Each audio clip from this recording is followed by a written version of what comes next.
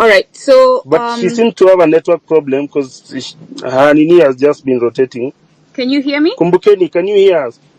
I can hear her very well. I can hear her. Okay, proceed. All right. Okay. Thank you. So, Dr. Miguna, because Ruto was very keen to keep repeating the rule of law, and this is something that these criminals who call themselves leaders do all the time so that they can justify deploying the military on the people. So, and you have said several times that the military will not shoot on the people if the people occupy. I look at the Constitution, which is the rule of law that Ruto will use to defend his actions, and in one part, it gives the people the sovereign power, but right after it, it takes away the sovereign power from the people and gives it to the presidency. So could you please address that? Okay, so let me answer you, Nduku. The Constitution does not take power that it has given in Clause 1. Clause 1 is not negated in any part of the Constitution.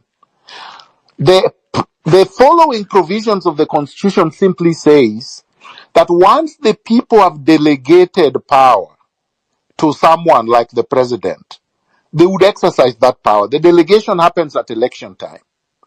But if the people believe, for instance, that the president has not done what he was elected to do, Clause 1 can always be triggered by the people. And they do not have to go to their delegate, the person they have delegated power to, for permission to get back their power. That's like saying, if you have an employee and you have given the employee the terms and conditions of employment, there is a letter of employment.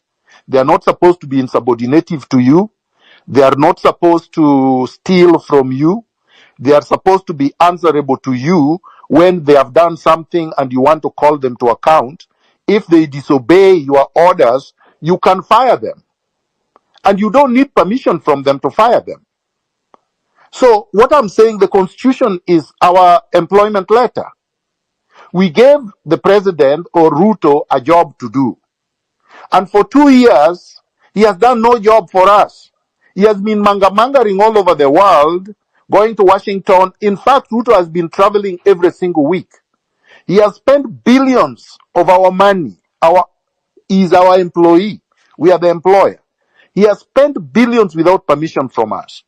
He purported to have hired a jet to Washington without our authority. There is no constitutional power he had to unilaterally take our money and hire a jet. We have Kenya Airways.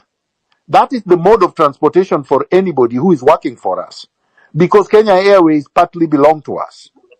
So what I'm saying is that Ruto has abrogated every constitutional provision and every term of employment, and he stands dismissed.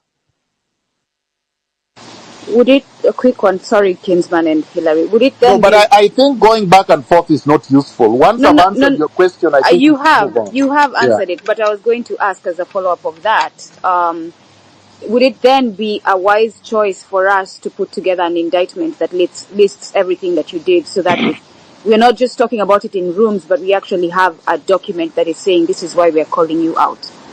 When Ruto was disobeying us, he did not come with a list. And when he was disobeying us, he already knew the terms of engagement. He knew that we did not need permission from him. We don't need a list to indict Ruto.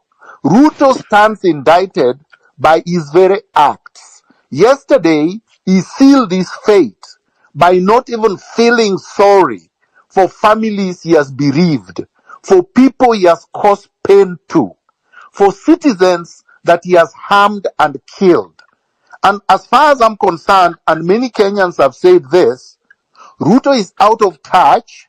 Ruto is a cold-blooded murderer, and such people should be punished and not rewarded.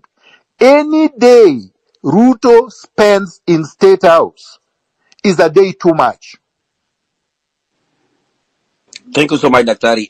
Man, people are keeping dropping. I don't know what is the problem. Check your network. It is now 8:30 here, but check your network and everything. Kingsman, can you hear me? Because I realize that you can't hear other people. Yes.